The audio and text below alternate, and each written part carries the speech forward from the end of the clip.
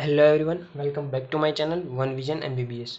तो इस वीडियो में हम पढ़ने जा रहे हैं पोस्ट स्ट्रेप्टोकोकल ग्लोमेरुलोनेफ्राइटिस। ठीक है, तो इस टॉपिक को हम 5 पॉइंट में समझने वाले हैं। ठीक है, सबसे पहले हम देखेंगे इसकी इटियोपैथोजेनेसिस। ठीक है, उसके बाद हम देखने वाले हैं इसकी मॉर्फोलॉजी, उसके बाद हम इसका क्लिनिकल फीचर्स देखेंगे और लास्ट में हम पढ़ेंगे लेब डायग्नोसिस और उसके प्रोग्नोसिस के बारे में। ठीक है, तो इस 5 पॉइंट में हम अच्छी तरह से समझने वाले हैं पोस्ट स्ट्रेप्टोकोकल ग्लोमेरुलोनेफ्राइटिस का मतलब क्या हुआ, पीएसजीएन। ठीक है, तो देखिए पीएसजीएन क्या है। It is common disorder in developing country. ठीक है, और किस एज ग्रुप में देखने को मिलता है, children between the 6 to 10 years of age and may be also develop in young adult. ठीक है, तो इसमें देखने को मिलता है। देखिए अब हम देखते हैं इसकी इटियोपैथोजेनेसिस के बारे में। ठीक है, अब देखिए हम बात करें कि देखिए अब पीएसजीएन है ना, या फिर आप कह सकते हैं ग्लोमेरुलोनेफ्राइटिस, वो किसकी वजह से होता है, वो होता है हमारे स्ट्रेप्टोकोकल इन्फेक्शन की वजह से। ठीक है, अब देखिए हम जनरली बात करें तो जो स्ट्रेप्टोकोकल इन्फेक्शन है, अगर हमें प्राइमरी स्ट्रेप्टोकोकल इन्फेक्शन हुआ, मतलब कि स्ट्रेप्टोकोकल इन्फेक्शन हुआ, तो वो किसको इन्वॉल्व करता है, वो फेरिंग्स को और स्किन को इन्वॉल्व करता है प्राइमरीली। ठीक है, फेरिंग्स में क्या करता है, फेरिंजाइटिस, और स्किन में करता है इम्पेटिगो और या फिर आप कह सकते हैं पायोडर्मा। ठीक है, लेकिन अगर कोई स्पेशल टाइप के जो स्ट्रेप्टोकोकाई है बैक्टीरिया, उसका इन्फेक्शन हुआ, जैसे कि हम एग्जांपल के तौर पे हम ले सकते हैं ए बीटा हिमोलाइटिक स्ट्रेप्टोकोकाई। ठीक है, अगर ए बीटा हिमोलाइटिक स्ट्रेप्टोकोकाई का इन्फेक्शन हुआ तो क्या होता है, इस इन्फेक्शन होने के 1 से लेके 4 वीक, 1 से 4 वीक के बाद क्या होता है, ग्लोमेरुलोनेफ्राइटिस। ठीक है, तो आपको याद रखना है पर्टिकुलर स्ट्रेप्टोकोकाई कौन से, ए बीटा हिमोलाइटिक स्ट्रेप्टोकोकाई, और इसमें भी पर्टिकुलरली कौन से, टाइप 12, 4 और 1। इस टाइप के जो हिमोलाइटिक स्ट्रेप्टोकोकाई है वो 90% क्या करते हैं, ग्लोमेरुलोनेफ्राइटिस के केस में यही देखने को मिलता है। ठीक है, और ये स्ट्रेप्टोकोका है ना, उसमें एंटीजेनिक कंपोनेंट प्रेजेंट होता है, कौन सा, स्ट्रेप्टोकोकल पायोजेनिक एक्सोटॉक्सिन बी। ठीक है, कौन सा, स्ट्रेप्टोकोकल पायोजेनिक एक्सोटॉक्सिन बी, और ये क्या करता है, इम्यून रिएक्शन डेवलप करने के लिए रिस्पॉन्सिबल है ये एंटीजेनिक कंपोनेंट। और इसी की वजह से जो पीएसजीएन है उसे हम कहते हैं इम्यूनोलॉजिकली मीडिएटेड डिजीज। ठीक है, ये क्या है, इम्यूनोलॉजिकली मीडिएटेड डिजीज। अब देखिए हमने रिएक्शन के तौर पे तो देख लिया कि क्या हुआ कि एंटीजेनिक कंपोनेंट के अगेंस्ट क्या होते हैं, इम्यूनोजेनिक रिएक्शन होती है। ठीक है, लेकिन यहाँ पे मैं कुछ एविडेंस की बात करने वाला हूँ। ठीक है, वो सपोर्ट करते हैं हमारे इम्यूनोलॉजिकल बेसिस को। ठीक है, तो देखिए इसमें हमें 5 देखने हैं। सबसे पहले हम देखते हैं लेटेंट पीरियड। ठीक है, देखिए हमने रिएक्शन में देखा था ना, ये देखिए ए बीटा हिमोलाइटिक स्ट्रेप्टोकोकाई का इन्फेक्शन हुआ तो उसके 1 से लेके 4 वीक के बाद क्या होता है, ग्लोमेरुलोनेफ्राइटिस। और ठीक है, स्ट्रेप्टोकोकल इन्फेक्शन से क्या होता है, बिगनिंग ऑफ ग्लोमेरुलोनेफ्राइटिस के बीच में गैप कितना होता है, 1 to 4 वीक्स का। तो ये क्या है, हमारा लेटेंट पीरियड है। ठीक है, और ये किसके लिए रिस्पॉन्सिबल है, मतलब कि इसकी ज़रूरियात क्या है, because it is compatible with the time required for the production of antibody और immune complex formation। ठीक है, तो ये टाइम पीरियड है जिसके बीच में क्या होता है, एंटीबॉडी प्रोडक्शन होता है और इम्यून कॉम्प्लेक्स का फॉर्मेशन होता है। ठीक है, तो ये हो गया पहला एविडेंस, लेटेंट पीरियड। ठीक है, उसके बाद दूसरा कौन सा है, antibodies against the streptococcal antigens. ठीक है, इसी की वजह तो इम्यूनोलॉजिकल रिएक्शन होती है। ठीक है, तो कौन कौन सी एंटीबॉडी हमें देखने को मिलती है, मतलब कि इंक्रीज हो जाती है हमारी बॉडी में। ठीक है, तो सबसे पहला है एंटी स्ट्रेप्टोलाइसिन ओ, ठीक है, anti DNase B, anti streptokinase, anti hyaluronidase और एंटी निकोटिनाइल एडिनाइल डाइन्यूक्लियोटाइडेज। ठीक है, तो ये 5 एंटीबॉडी आपको याद करनी है। ठीक है, उसके बाद है हाइपोकॉम्प्लीमेंटेमिया। ठीक है,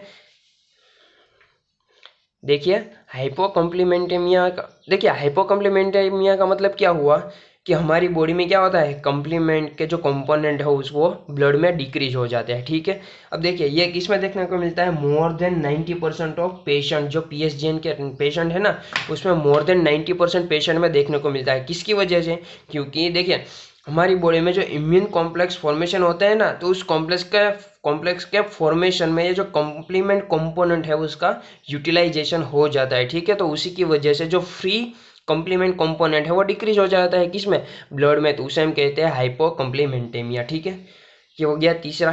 चौथा है हमारा इम्यून कॉम्प्लेक्स डिपॉजिट्स, ठीक है। तो ये जब हम मॉर्फोलॉजी पढ़ेंगे तब आपको अच्छी तरह से समझ में आएगा कि जो ये इम्यून कॉम्प्लेक्स का जो फॉर्मेशन हुआ ना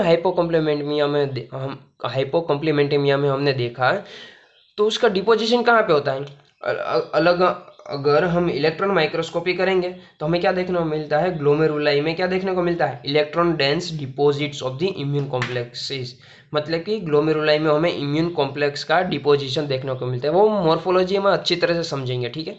और अगर हम इम्यूनोफ्लोरोस्कोपी करेंगे तो वहाँ पे हमें ग्रेन्युलर फ्लोरेसेंस देखने को मिलता है टू दी इम्यून डिपॉजिट्स, ठीक है। ये हो गया चौथा, कौन सा, इम्यून कॉम्प्लेक्स डिपॉजिट। अब हम लास्ट देखते हैं, ये इंपॉर्टेंट भी है, कौन सा, स्ट्रेप्टोकोकल एंटीजन इन ग्लोमेरुलाई। देखिए हमने एंटीबॉडी देख ली, अब कौन कौन से एंटीजन ग्लोमेरुलाई में देखने को मिलता है वो देखते हैं, ठीक है। सबसे पहला है NAPIR, ठीक है, कौन सा, nephritis associated streptococcal plasmin receptor, ठीक है, ये पहला हो गया। दूसरा कौन सा, हमने पहले ही देखा था ना एटियोपैथोजेनेसिस में, streptococcal pyogenic exotoxin B and its zymogen precursor, ठीक है। And last one is the streptococcal GAPDH, ठीक है। तो ये हो गए evidence to support the immunological basis, कौन कौन से, लेटेंट पीरियड है, एंटीबॉडी अगेंस्ट स्ट्रेप्टोकोकल एंटीजन है, ठीक है, हाइपोकॉम्प्लीमेंटेमिया है, इम्यून कॉम्प्लेक्सेस के डिपॉजिट्स है, और स्ट्रेप्टोकोकल एंटीजन इन ग्लोमेरुलाई। अब देखिए इम्यून कॉम्प्लेक्सेस का फॉर्मेशन तो हो गया, ठीक है। तो अब हम देखते हैं मैकेनिज्म ऑफ डैमेज के बारे में, ठीक है। अब देखिए इम्यून कॉम्प्लेक्स का सर्कुलेशन में, मतलब कि ब्लड सर्कुलेशन में फॉर्मेशन हो गया।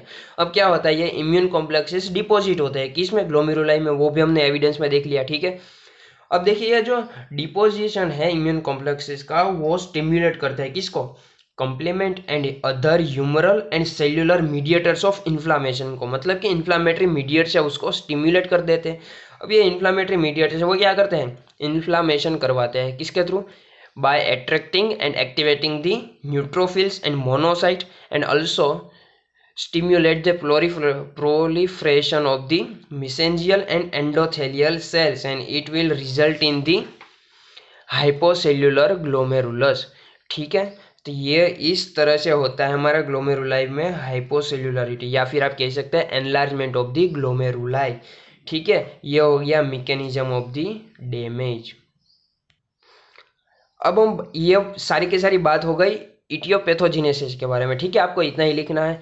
अब हम बात करते हैं मॉर्फोलॉजी, जो बहुत ही इंपॉर्टेंट, ठीक है। मॉर्फोलॉजी में हम चार पढ़ेंगे, ग्रोस मॉर्फोलॉजी, माइक्रोस्कोपी, ठीक है, इम्यूनोफ्लोरोसेंस एंड इलेक्ट्रॉन माइक्रोस्कोपी, ठीक है। सबसे पहले हम देखते हैं ग्रोस। देखिए ग्रोस में आपको इतना ही याद रखना है कि आप किडनी की बात करें तो किडनी में क्या होता है, हमने देखा था ना, हाइपोसेल्युलर ग्लोमेरुलाई।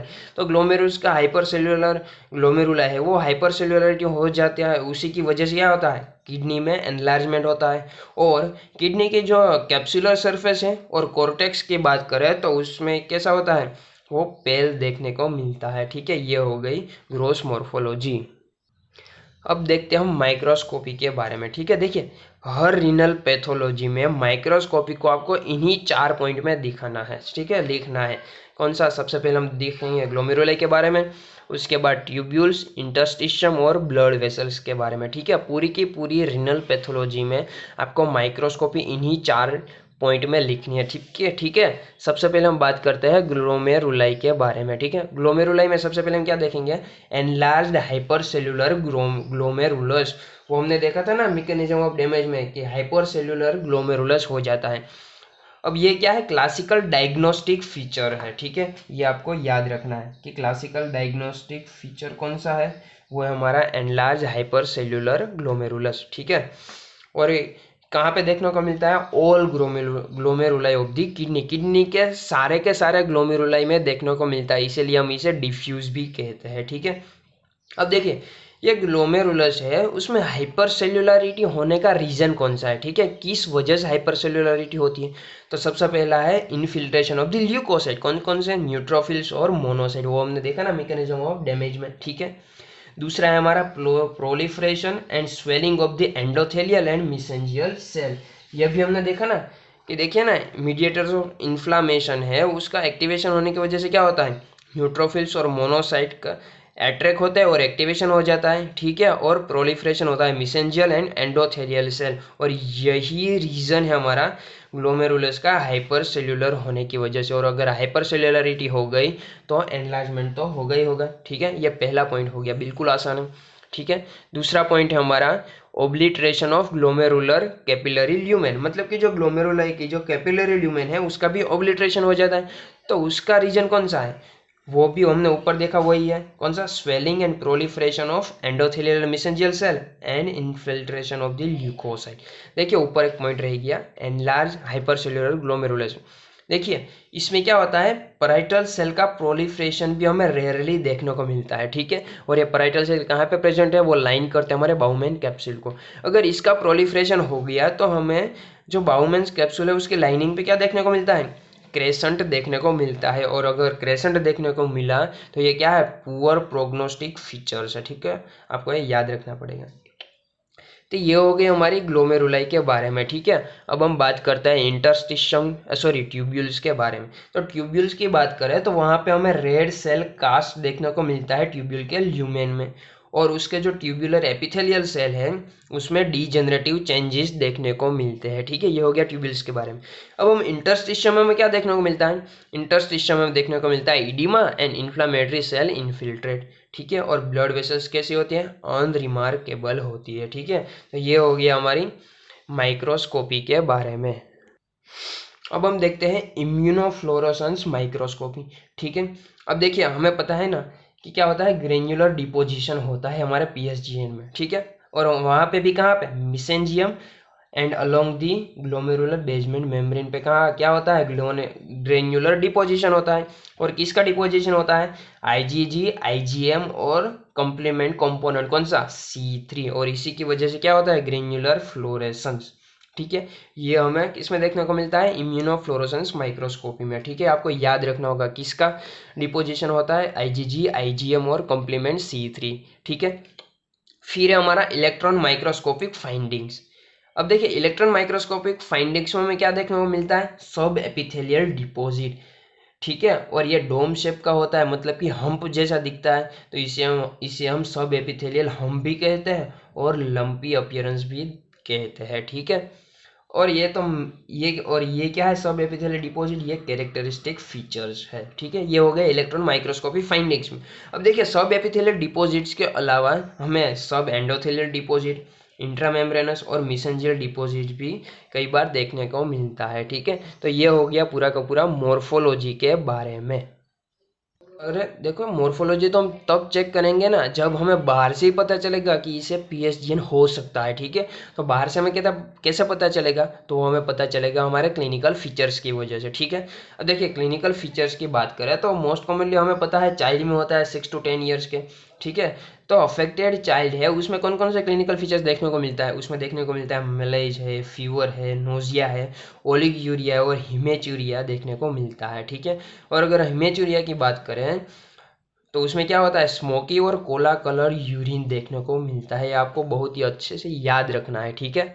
और और ये कब देखने को मिलता है, 1 to 2 weeks after the recovery from sore throat. देखिए हमें पता है कि जो पोस्ट स्ट्रेप्टोकोकल पीएसजीएन का इन्फेक्शन पीएसजीएन हुआ ना, उससे पहले अगर स्ट्रेप्टोकोकल का इन्फेक्शन होने की वजह से क्या होता है, हमें पता है फेरिंग्स में सबसे पहले इन्फेक्शन होता है, फेरिंग्स का इन्फेक्शन होता है, ठीक है। तो उसकी वजह से सोर थ्रोट हुआ, तो सोर थ्रोट रिकवर हो जाने के बाद 1 और 2 वीक्स के बाद हमें स्मोकी और कोला कलर यूरिन डेवलप होता है, ठीक है। ये इस तरह से है, ठीक है, समझ में आ गया, ठीक है। और इसके साथ साथ क्या होता है, पेरी ऑर्बिटल इडिमा भी देखने को मिलता है और माइल्ड टू मॉडरेट हाइपरटेंशन भी देखने को मिलता है। ये 3 पॉइंट आपको रट डालने हैं, कौन कौन से, स्मोकी और cola colour urine, periorbital edema और माइल्ड टू मॉडरेट हाइपरटेंशन, ठीक है। ये हो गया चाइल्ड के बारे में।